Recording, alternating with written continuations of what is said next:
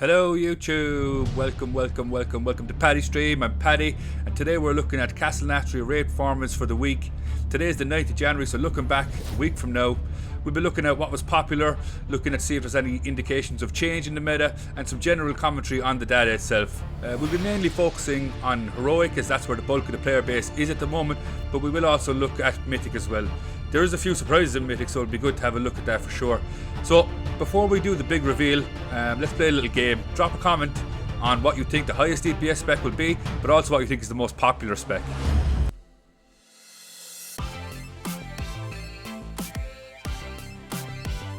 Okay, I hope you got your guesses in, guys, because we're about to reveal the top DPS for Nathria Heroic overall.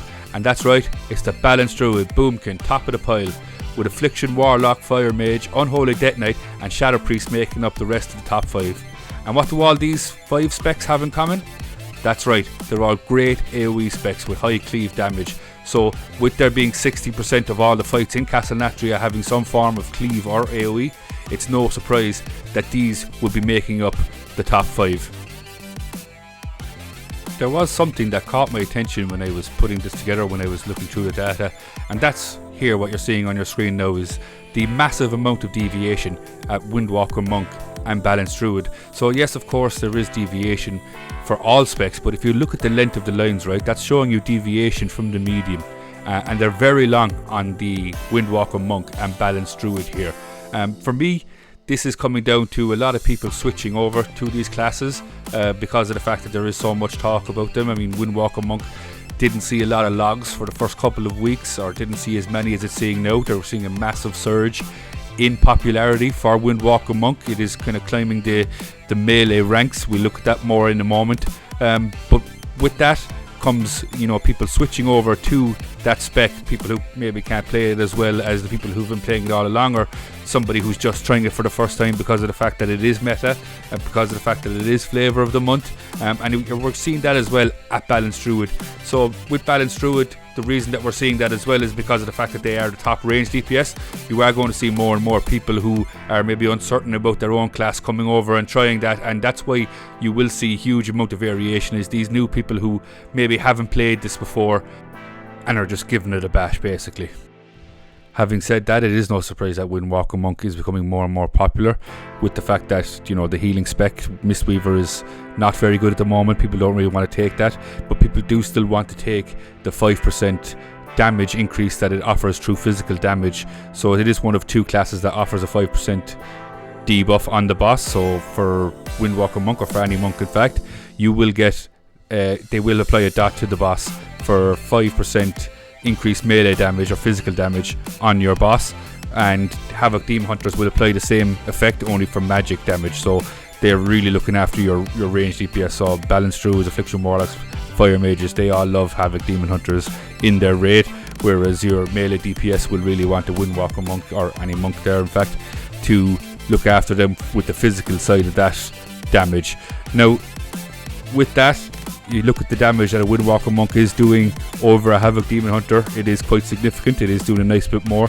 So the question is, you know, should you be bringing a Havoc Demon Hunter at all? You know, if you consider that the top 3 DPS are all magic damage as such, you know, how much of an increase are they giving those specs in your raid versus what are they actually bringing themselves? So, you know, raid leaders out there, have a look. Maybe it is or isn't worth having your Havoc Demon Hunters. I'm sorry if I'm putting your spot at risk here, but you know, it's worth pointing out that with Windwalker Monks giving that extra physical damage debuff, and if, you know, melee spots are tight in groups, you know, we know it's the same with our group as well. You know, melee DPS, you don't want to take too many of them, so really getting the most out of your melee DPS here is going to be really important. So raid leaders, have a look. See if you think that it's worth having the magic debuff. Is there enough DPS being translated from that 5% that maybe, you know, if you don't have a Windwalker Monk in your team, should you get one of those instead of a Havoc Demon Hunter? Do you keep your Havoc Demon Hunter because most of your own raid is made up of your magic damage? So I'll leave that out there. Put some comments and let me know what you think about that. And there is one more thing that I did want to point out on the deviation for the specs, and that is the best worst player. So well done to the Outlaw Rogue for being the best worst DPS. So no other spec has done as good at being bad as this Outlaw Rogue. All the other ones doing shitter than this rogue. So well done for being the best shit player. Well done. So that's the overall DPS looked at, and as I said, you know, most of that is down to the fact that it is a lot of cleaving and a lot of adds in this raid. But what about the single target DPS? So I guess the best one to look at here is Hungering Destroyer, because of the fact that there is very little movement. It is the closest you get to a patchwork fight. There is no actual patchwork fights as such, but this one is the closest in terms of the lowest amount of movement. And we see here that Affliction Warlock is top of the pile and Shadow Priest coming in a second, but what we see here now is Elemental Shaman are starting to rise, and that is due to the fact that they just got their legendary. They had to wait a long time for their legendary. It dropped from a world boss, and that was their best in slot legendary. So I would anticipate that we can continue to see them rise up the ranks and rise up the overall ranks as well. So watch the space for Elemental Shaman. Now it's time to look at the most popular spec. Have you guessed it? Yes, of course, it's Marksmanship Hunter. But why in the name of fuck is there 100,000 more logs for Marksmanship Hunter over its nearest rivals, the Fire Mage and the Balanced Druid? To me, I don't really get it. You know, I do understand they have great utility, they have great on-demand burst, they got the turtle shell, so they'll get rid of the traps for you on the Zymox fight. But I'm not sure if, you know, there's a reason for it to be in every single raid. It looks like this is probably the only spec that is in absolutely every single raid. Raid leaders out there, marksmanship hunters out there, tell me why you guys are so popular. I'm not really getting it. They don't bring a whole lot. I mean, every raid is going to have a resto shaman because of the fact they're so well, so it's not like you need bloodlust. Marksmanship hunters themselves hate using bloodlust because they don't want to use that pet. So what is it about them? Is it all just because they can clear traps? I mean, I can't see that being a reason to be 100,000 more popular than the next range DPS. They have, you know, great utility, as I said, great survivability. They have great on-demand burst, as I mentioned, you know, when you need it. So if you need to smash the shield on Kael'thas, or you know, when you need Sludge Fist hits that pillar and you need to really, you know, go ham on him, they can really open up there. So I can understand why they would be brought, but I still don't understand why they are 100,000 more popular than the next spec. So hit me up in the comments with why it is you think that is the case. I would be very happy to have a look at that and to understand why that is the case. Okay, so now it's time to take a quick look over Mythic Raiding and to see how the DPS is getting on there and to see what's kind of different. And no surprise that Balanced Druid is still the top. I mean, you know, a lot of the fights will remain the same in that sense. But what is interesting here is that Windwalker Monk and Elemental Shaman have moved right up the charts. So obviously there is much less parses here and there's not as many guilds doing Mythic, but it is interesting to see that, you know, with Windwalker Monk, that the flavour of the month, the meta pick at the moment, you know, the players that can play it, the players that can play it to a mythic level are playing it well, to the point where they're third on DPS overall.